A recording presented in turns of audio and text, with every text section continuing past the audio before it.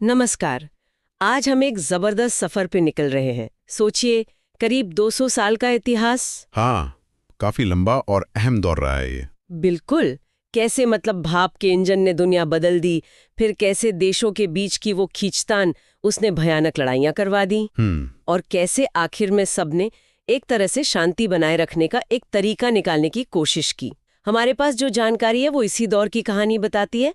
औद्योगिक क्रांति, फिर साम्राज्यवाद, वो 2 विश्व युद्ध, और फिर संयुक्त राष्ट्र का बनना। हाँ, हमारा मकसद ये देखना है कि ये सब चीजें मतलब आपस में कैसे जुड़ी हैं। सही बात है, ये समझना जरूरी है। कैसे एक फैक्ट्री की जरूरत ने, आप कह सकते हैं, दुनिया के नक्शे पर कब्जे करवाए, और कैसे उन कब्जों की लड़ाई ने पूरी दुनिया को हिलाकर रख दिया।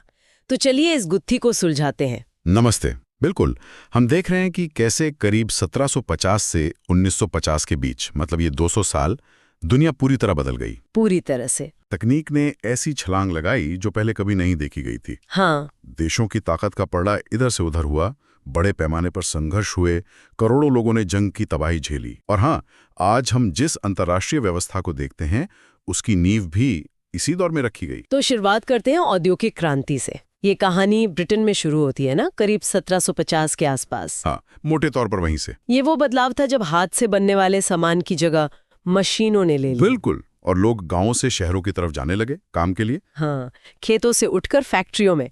कुछ बड़े आविष्कार थे जिन्होंने इस बदलाव की रफ्तार तेज कर दी, जैसे वो जेम्स वॉट का स्टीम इंजन 1769 में। हाँ, स्टीम इंजन तो बहुत अहम था। उसने मतलब पावर का एक नया सोर्स दे दिया। फैक्ट्रियां कहीं भी लग सकती थीं अब। अच्छा, और कपड़ा उद्योग में तो कमाल ही हो गया। वो फ्लाइंग शटल, स्पिनिंग जेनी। हाँ, स्पिनिंग जेनी, फिर वो स्पिनिंग म्यूल, पावर लूम, इन सब ने कपड़ा बनाना बहुत तेज और सस्ता कर दिया। वैसे एक दिलचस्प बात यह है कि रिचर्ड आर्कराइट को फैक्ट्री सिस्टम का पिता कहते हैं। हाँ, आर्कराइट।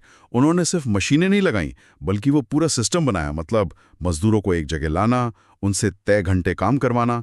पहली प्रॉपर फैक्ट्री कह सकते हैं। हाँ, पर सवाल ये है कि ये सब ब्रिटेन में ही क्यों शुरू हुआ? अच्छा सवाल है। देखिए, कई वजहें थी। एक तो वहाँ कोयला और लोहा भरपूर था, जो उस वक्त की इंडस्ट्री के लिए जरूरी था। बिल्कुल, जैसे आज पेट्रोल डीजल है। फिर ब्रिटेन एक द्वीप है, तो समुद्री हमलों से काफी हद तक सुरक्षित रहा। और बंदरगाहों से व्यापार आसान था। हाँ, और अंदर भी नदियां, नहरें थीं। सरकार ने भी मदद की, व्यापार की रुकावटें हटाईं। और वो एक चीज थी, एनक्लोजर एक्ट्स। एनक्लोजर एक्ट्स वो क्या थे? उसमें बड़े पैमाने पर जमीन की घेराबंदी हुई, खेती सुधरी, उत्पादन बढ़ा। लेकिन बहुत से छोटे किसान वो बेरोजगार हो गए। अच्छा, और वो शहरों की तरफ भागे, जहां फैक्ट्रियों को सस्ते मजदूर चाहिए थे। समझ गई। और आपने मर्केंटाइलिज्म का जिक्र किया था। हाँ, मर्केंटाइलिज्म, वो उस जमाने की आर्थिक सोच थी। क्या थी वो सोच, थोड़ा आसान शब्दों में? हाँ, बिल्कुल।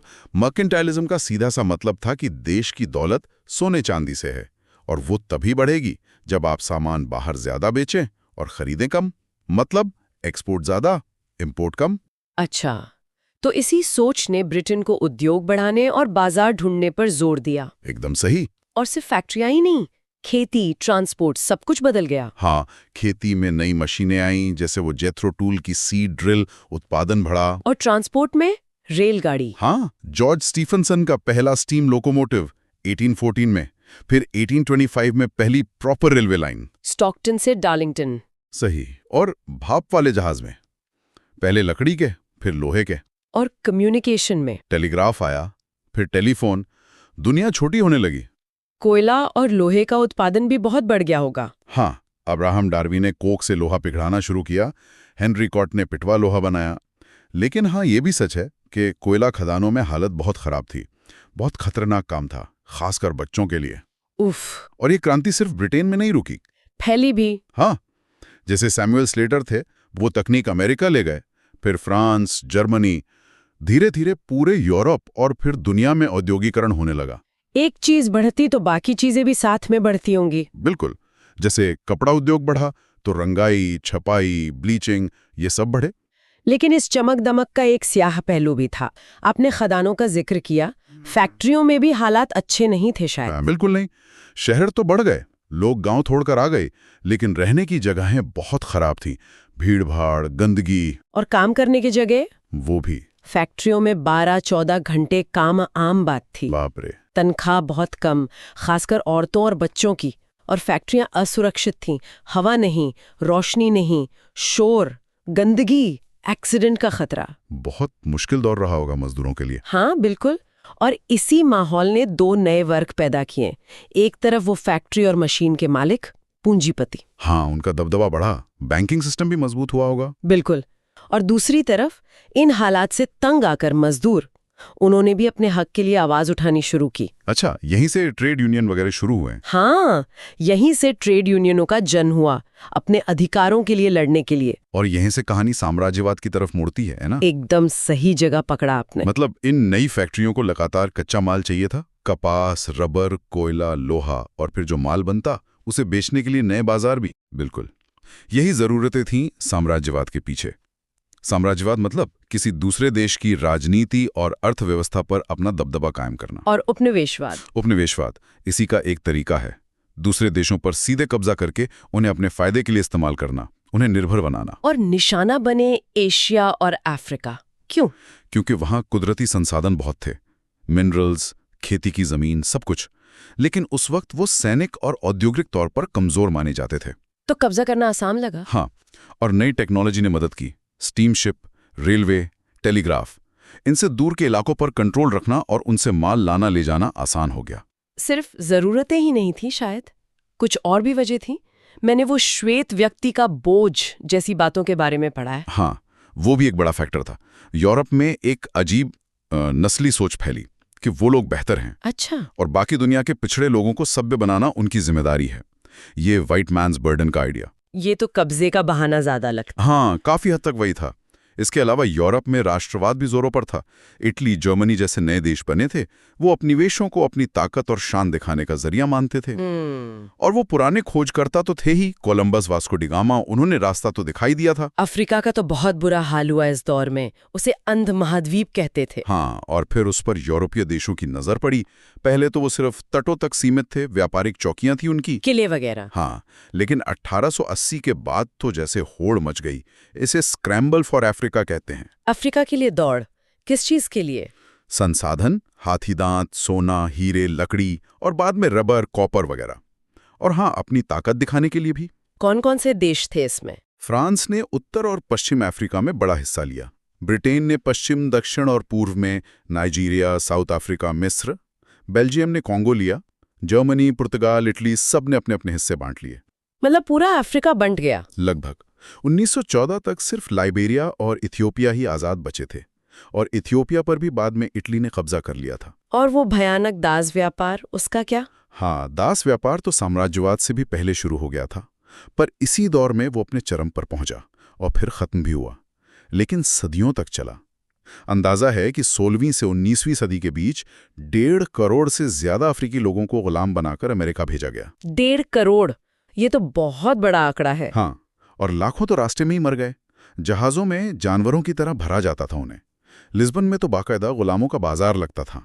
बहुत ही दर्दनाक कहानी है ये। और एशिया में? भारत पर तो अंग्रेजों का कब्जा था ही, चीन का क्या हुआ? हाँ, भारत में ब्रिटेन ने बाकी यूरोपीय ताकतों, पुर्तगाली, डच, फ्रांसीसी, सबको हटाकर अपना कंट्रोल पक्का कर लिया। चीन की कहानी थोड़ी अलग है। कैसे? चीन को यूरोपीय माल में कोई दिलचस्पी नहीं थी, पर यूरोप को चीन की चाय, रेशम, पोर्सिलिन चाहिए था, तो व्यापार एक तरफा था। ब्रिटेन का पैसा चीन जा रहा था। तो ब्रिटेन ने क्या किया? ब्रिटेन ने भारत में उगाई अफीम गैर कानूनी तरीके से चीन में बेचनी शुरू कर दी। अफीम? हाँ, ताकि चीन से चांदी वापस लाई जा सके। जब चीन ने इसे रोकने की कोशिश की तो ब्रिटेन ने लड़ाई छेड़ दी, अफीम युद्ध। और ब्रिटेन जीत गया? हाँ, ब्रिटेन जीत गया। चीन को कई रियायतें देनी पड़ी, अपने बंदरगाह खोलने पड़े, और हांगकांग भी ब्रिटेन को देना पड़ा। बाद में चीन में विदेशी असर के खिलाफ बॉक्सर विद्रोह भी हुआ, पर उसे भी दबा दिया गया। लेकिन जापान ने एक अलग रास्ता पकड़ा। सुना है वो खुद ही एक ताकत बन गया। बिल्कुल, जापान ने 1868 में मेजी रेस्टोरेशन के बाद बहुत तेजी से खुद को बदला। मेजी रेस्टोरेशन? हाँ, मतलब सम्राट की सत्ता बहाल हुई और जापान ने पश्चिमी देशों की तरह बनने का फैसला किया। तेजी से औद्योगिकरण किया, सेना को मॉडर्न बनाया। उनका नारा था, देश को अमीर बनाओ, सेना को मजबूत करो। अच्छा। और जल्द ही उसे भी कच्चे माल और बाजारों की जरूरत पड़ी, तो वो खुद एक साम्राज्यवादी ताकत बन गया। उसने भी कब्जे किए? हाँ, उसने फॉर्मोसा, ताइवान, कोरिया और चीन के मंचूरिया इलाके पर कब्जा कर लिया। अच्छा, तो वो भी रेस में शामिल हो गया। हाँ, उधर दक्षिण पूर्व एशिया में श्रीलंका पर पहले पुर्तगाली, फिर डच, फिर ब्रिटिश का कब्जा हुआ, चाय, रबर के लिए। फ्रांस ने वियतनाम, लाओस, कंबोडिया को मिलाकर फ्रेंच इंडोचीन बना लिया। ब्रिटेन ने बर्मा और मलाया, सिंगापुर पर कब्जा किया।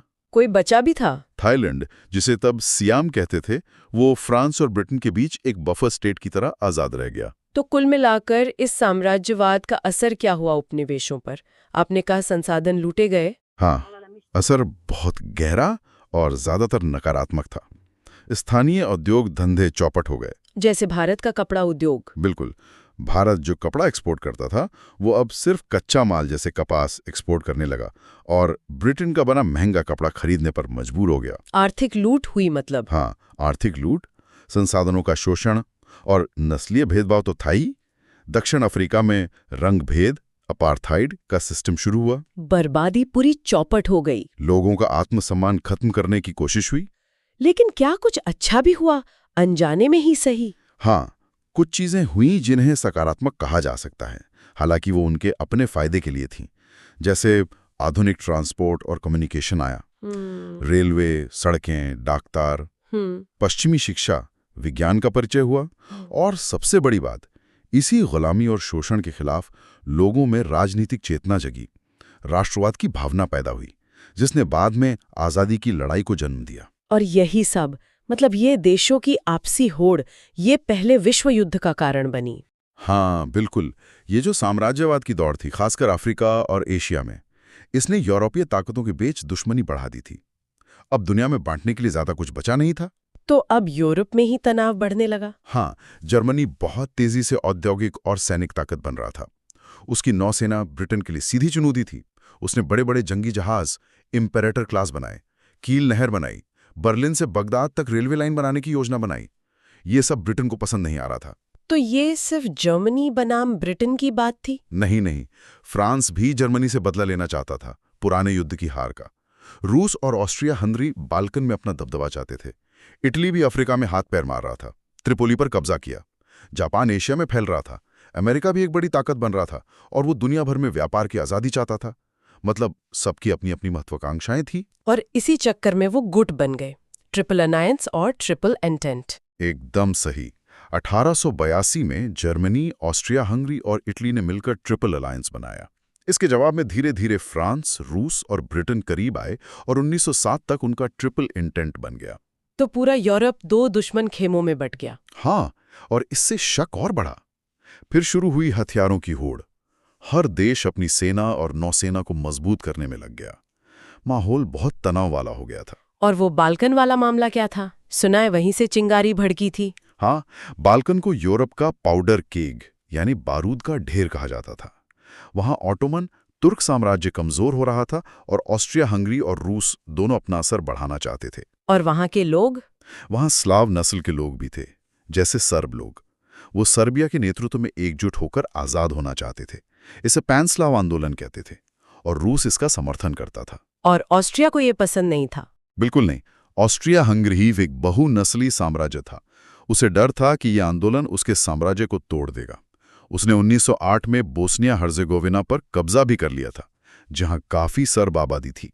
फिर 1912-14 में बाल्कन युद्ध भी हुए।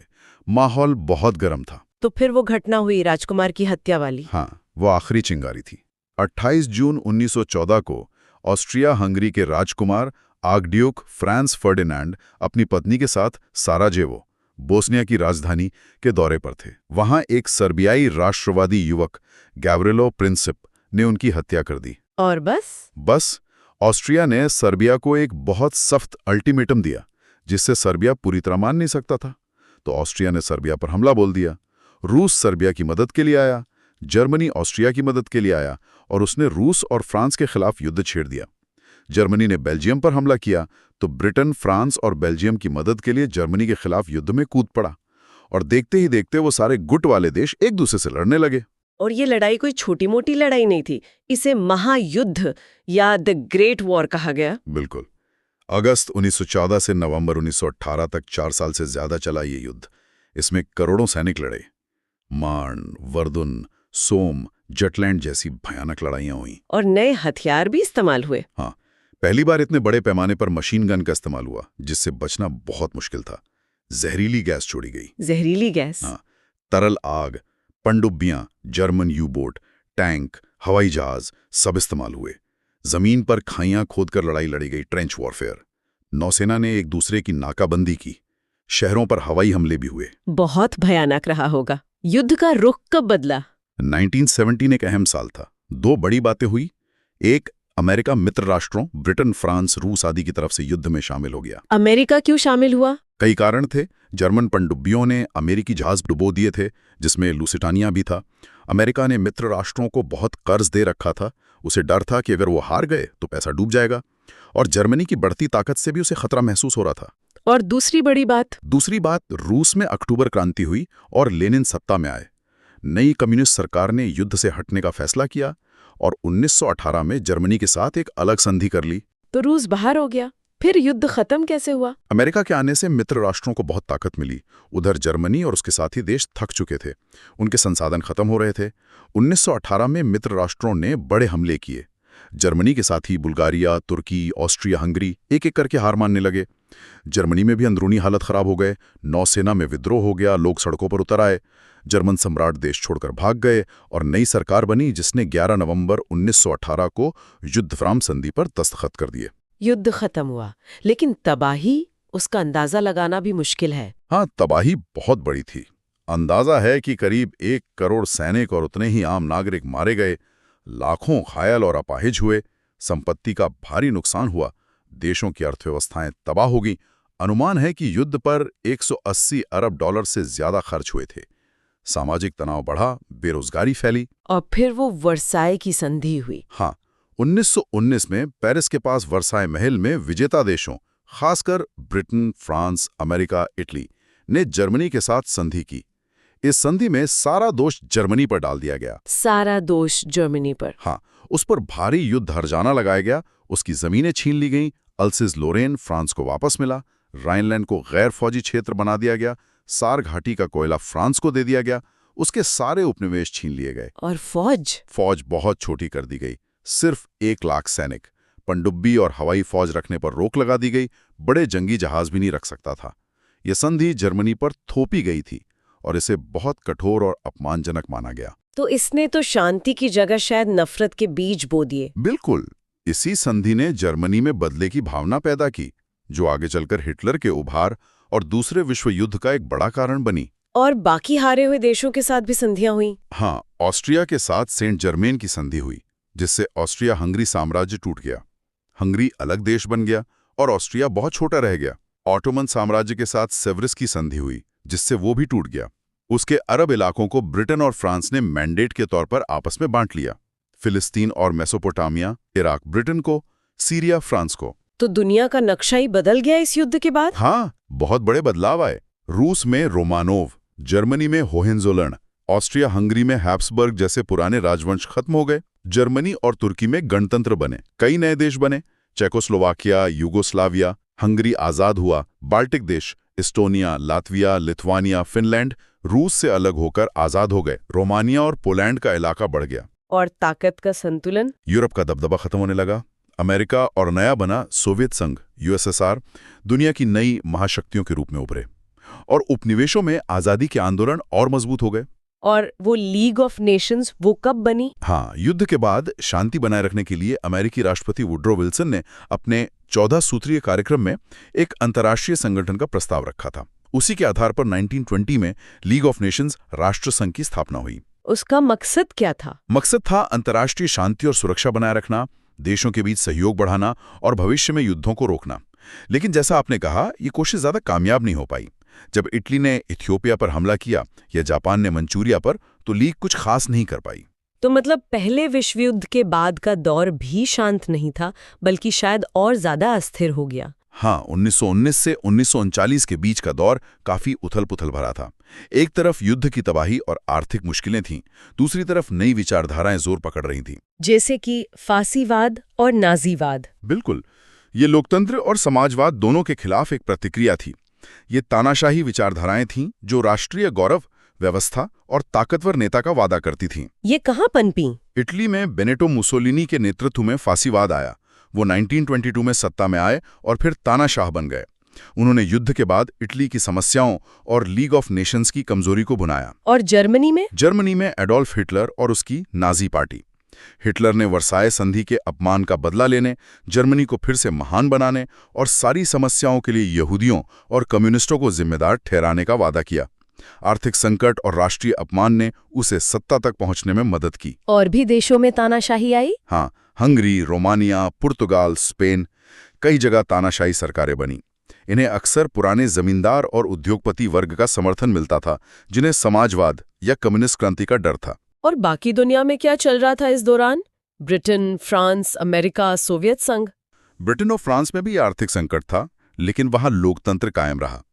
ब्रिटेन में मिलीजुली सरकारें बनी, फ्रांस में पॉपुलर फ्रंट की सरकार आई। सोवियत संघ दुनिया का पहला समाजवादी राज्य बन चुका था और स्टालिन के नेतृत्व में तेजी से औद्योगिकरण कर रहा था। वो 1929 की महामंदी से काफी हद तक अछूता रहा।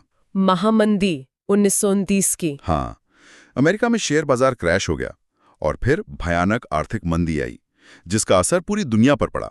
बैंकों का दिवाला निकल गया, फैक्ट्रियां बंद हो गईं, करोड़ों लोग बेरोजगार हो गए। अमेरिका में राष्ट्रपति रूजवेल्ट ने न्यू डील नाम से बड़े सरकारी कार्यक्रम चलाकर अर्थव्यवस्था को पटरी पर लाने की कोशिश की। और जापान? जापान इस दौरान और ज्यादा आक्रामक और सैन्यवादी होता गया। उसने चीन पर हमला जारी रखा और जर्मनी और इटली जैसे फांसीवादी देशों के साथ हाथ मिला लिया। उन्होंने मिलकर रोम, बर्लिन, टोक्यो धुरी बनाई और कम्युनिज्म के खिलाफ एंटी कॉमिंटन पैक्ट भी किया। तो ये सब देखकर लग रहा है कि दूसरा विश्व युद्ध तो बस होने ही वाला था। लीग ऑफ नेशंस तो नाकाम हो ही चुकी थी। हाँ, माहौल पूरी तरह तैयार था। लीग की विफलता साफ थी। फांसीवादी ताकतें जर्मनी, इटली, जापान दुनिया का फिर से बंटवारा चाहती थी। और हिटलर तो वर्साय संधि को मान ही नहीं रहा था। बिल्कुल नहीं। उसने खुलेआम फिर से सेना बनानी शुरू कर दी। पुनः शस्त्रीकरण। 1936 में राइनलैंड पर कब्जा कर लिया, जो संधि के तहत गैर फौजी क्षेत्र था। 1938 में ऑस्ट्रिया को जर्मनी में मिला लिया, फिर चेकोस्लोवाकिया पर दबाव डाला। इटली ने 1935 में इथियोपिया पर हमला कर दिया था। जापान एशिया में फैल ही रहा था।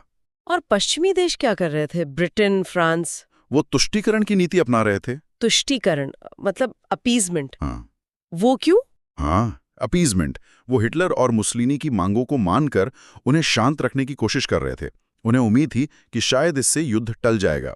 कुछ को यह भी लगता था कि शायद हिटलर का निशाना सोवियत संघ बनेगा, जो उन्हें मंजूर था क्योंकि वो कम्युनिज्म से डरते थे। तो उन्होंने हिटलर को रोका नहीं? नहीं, उन्होंने जर्मनी के फिर से हथियार बनाने, राइनलैंड पर कब्जा करने, इन सबको नजरअंदाज किया। 1938 में तो म्यूनिक समझौते में उन्होंने हिटलर को चेकोस्लोवाकिया का सुडेटन लैंड इलाका लेने की इजाजत दे दी, शांति के नाम पर। स्पेन में गृहयुद्ध चल रहा था। हिटलर ने वहां के फांसीवादी नेता फ्रैंको की मदद की, लेकिन पश्चिमी देश चुप रहे। लेकिन हिटलर रुका नहीं? नहीं, उसका हौसला और बढ़ गया। उसने बाकी चेकोस्लोवाकिया पर भी कब्जा कर लिया। फिर उसने पोलैंड से मांगे करनी शुरू की। और फिर वो नाजी सोवियत समझौता हुआ, वो क्यों?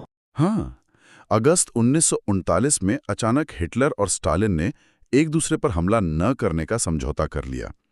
स्टालिन को शायद वक्त चाहिए था अपनी तैयारी के लिए और उसे पश्चिमी देशों पर भरोसा नहीं था। हिटलर ने यह समझौता इसलिए किया ताकि वो पोलैंड पर बिना सोवियत दखल के हमला कर सके। और फिर उसने पोलैंड पर हमला कर दिया? हाँ, 1 सितंबर 1939 को जर्मनी ने पोलैंड पर आक्रमण कर दिया। अब ब्रिटेन और फ्रांस के पास कोई चारा नहीं बचा था।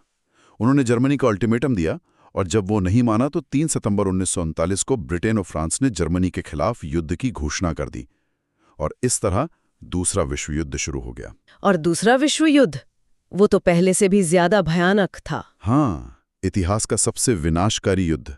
जाने गई संपत्ति का नुकसान हुआ। पहले विश्व युद्ध से कहीं ज्यादा। आम नागरिक बहुत बड़ी संख्या में मारे गए। होलोकास्ट का जिक्र आता है।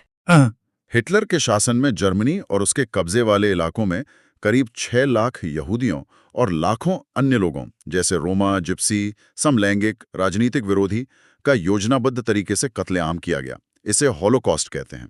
और परमाणु बम? हाँ, युद्ध के अंत में अगस्त 1945 में अमेरिका ने जापान के 2 शहरों हिरोशिमा और नागासाकी पर परमाणु बम गिराए। लाखों लोग तुरंत या बाद में मारे गए। इसने युद्ध खत्म करने में भूमिका निभाई, लेकिन दुनिया को परमाणु युग में भी धकेल दिया। युद्ध के बाद क्या हुआ? जर्मनी हार गया और उसे मित्र राष्ट्रों अमेरिका, ब्रिटेन, फ्रांस, सोवियत संघ ने 4 कब्जा क्षेत्रों में बांट दिया गया। नाजी पार्टी पर बैन लगा दिया गया। जापान पर अमेरिका का कब्जा हो गया और वहां भी बड़े बदलाव किए गए। तो इस युद्ध ने दुनिया को कैसे बदला, पहले युद्ध से भी ज्यादा? हाँ, असर बहुत दूर तक गया। साम्राज्यवाद की कमर पूरी तरह टूट गई। ब्रिटेन और फ्रांस अब महाशक्तियां नहीं रहे। उनकी जगह किसने ली? अमेरिका और सोवियत संघ। ये 2 नई सुपर पावर बनकर उभरे, लेकिन उनकी विचारधाराएं बिल्कुल अलग थीं। पूंजीवाद और साम्यवाद। दुनिया इन्हीं 2 खेमों में बट गई और उनके बीच शीत युद्ध यानी कोल्ड वॉर शुरू हो गया, जो अगले 40-45 साल तक चला। और उपनिवेशों का क्या हुआ? एशिया और अफ्रीका में आज़ादी के आंदोलनों को जबरदस्त बल मिला। अगले कुछ दशकों में भारत, पाकिस्तान, इंडोनेशिया, वियतनाम और अफ्रीका के लगभग सारे देश आज़ाद हो गए। और एक और बड़ी चीज हुई, संयुक्त राष्ट्र संगठन की स्थापना, यूएनओ। हाँ, बिल्कुल। यूएनओ यानी यूनाइटेड नेशंस ऑर्गेनाइजेशन। ये कैसे बना? क्या ये लीग ऑफ नेशंस की नाकामी का नतीजा था? हाँ, कह सकते हैं। दूसरे विश्व युद्ध की भयावहता ने दुनिया के नेताओं को सोचने पर मजबूर कर दिया कि शांति बनाए रखने के लिए एक ज्यादा मजबूत अंतर्राष्ट्रीय संगठन की जरूरत है। लीग ऑफ नेशंस तो फेल हो गया था। तो इसकी योजना कब बनी? युद्ध के दौरान ही मित्र राष्ट्रों के नेता, खासकर अमेरिका के राष्ट्रपति रूजवेल्ट, ब्रिटेन के प्रधानमंत्री चर्चिल और सोवियत नेता स्टालिन आपस में मिलते रहे और युद्ध के बाद की दुनिया और एक नए संगठन के रूपरेखा पर बात करते रहे। और बना कब ये? 24 अक्टूबर 1945 को सैन फ्रांसिस्को में 50 देशों ने मिलकर संयुक्त राष्ट्र के चार्टर पर दस्तखत किए। इसीलिए 24 अक्टूबर को संयुक्त राष्ट्र दिवस यानी यूएन डे मनाया जाता है। इसकी नींव सभी सदस्य देशों की संप्रभुता और बराबरी के सिद्धांत पर रखी गई। और इसके मुख्य उद्देश्य क्या रखे गए लीग ऑफ नेशंस से अलग? उद्देश्य काफी मिलते जुलते थे, लेकिन इसे ज्यादा ताकत और बेहतर ढांचा देने की कोशिश की गई। पहला और सबसे अहम मकसद तो वही था, अंतर्राष्ट्रीय शांति और सुरक्षा बनाए रखना और भविष्य के युद्धों को रोकना। और दूसरा, राष्ट्रों के बीच बराबरी और आत्मनिर्णय के सिद्धांत के आधार पर मैत्रीपूर्ण संबंध विकसित करना। तीसरा, आर्थिक, सामाजिक, सांस्कृतिक या मानवीय किस्म की अंतर्राष्ट्रीय समस्याओं को हल करने में सहयोग हासिल करना। मानवाधिकारों का भी जिक्र है। हाँ, चौथा अहम मकसद था मानवाधिकारों और सभी के लिए मौलिक स्वतंत्रताओं को बढ़ावा देना और उनके प्रति सम्मान बढ़ाना, बिना किसी भेदभाव के। और पांचवां, इन सब साझा मकासदों को हासिल करने के लिए सदस्य देशों के कामों में तालमेल बिठाने के लिए एक केंद्र के रूप में काम करना। इसका एक झंडा भी है ना, नीले रंग का? हाँ, हल्का नीला झंडा जिस पर सफेद रंग में दुनिया का नक्शा बना है और उसे जैतून की शाखाएं घेरे हुए हैं, जो शांति का प्रतीक है। तो ये थी कहानी पिछले लगभग 200 सालों की, एक अविश्वसनीय और अक्सर उथल-पुथल भरी यात्रा। हाँ, स्टीम इंजन से शुरू होकर हाँ, जिसने रोजमर्रा की जिंदगी बदल दी। फिर वो वैश्विक संघर्ष जिन्होंने दुनिया का नक्शा ही बदल दिया। और अंत में संयुक्त राष्ट्र जैसे अंतर्राष्ट्रीय सहयोग के तंत्र बनाने की कोशिश तक। हमने देखा कि कैसे ये सब घटनाएं एक धागे में बंधी थी, है ना? बिल्कुल। कैसे मतलब औद्योगिक जरूरतों ने विस्तार को, साम्राज्यवाद को बढ़ावा दिया। हाँ, कच्चे माल और बाजार की तलाश, जिसने बदले में देशों के बीच प्रतिद्वंद्विता पैदा की, जिससे युद्ध हुए। और फिर उन युद्धों की तबाही ने दुनिया को साथ मिलकर कुछ नियम बनाने, वैश्विक शासन के प्रयास करने पर मजबूर किया। बिल्कुल। और जाते जाते एक सवाल, एक विचार शायद हमारे सुनने वालों के लिए छोड़ सकते हैं। जरूर। हमने देखा कि कैसे तकनीक की तरक्की और संसाधनों की जरूरत ने साम्राज्यवाद और फिर विश्व युद्धों को जन्म दिया। क्या आज की वैश्विक दुनिया में, जहां तकनीक और भी आगे बढ़ गई है और संसाधनों पर खींचतान वो आज भी जारी है, क्या हम वैसी ही ताकतों को नए रूप में काम करते हुए देख रहे हैं? ये सोचने वाली बात है। अपने देश का हित साधना और पूरी दुनिया का भला सोचना, इनके बीच का जो तनाव है, वो क्या आज भी उतना ही बड़ा सवाल है जितना पहले था? बिल्कुल, एक अहम सवाल है ये। इस गहरी पड़ताल में हमारे साथ रहने के लिए शुक्रिया।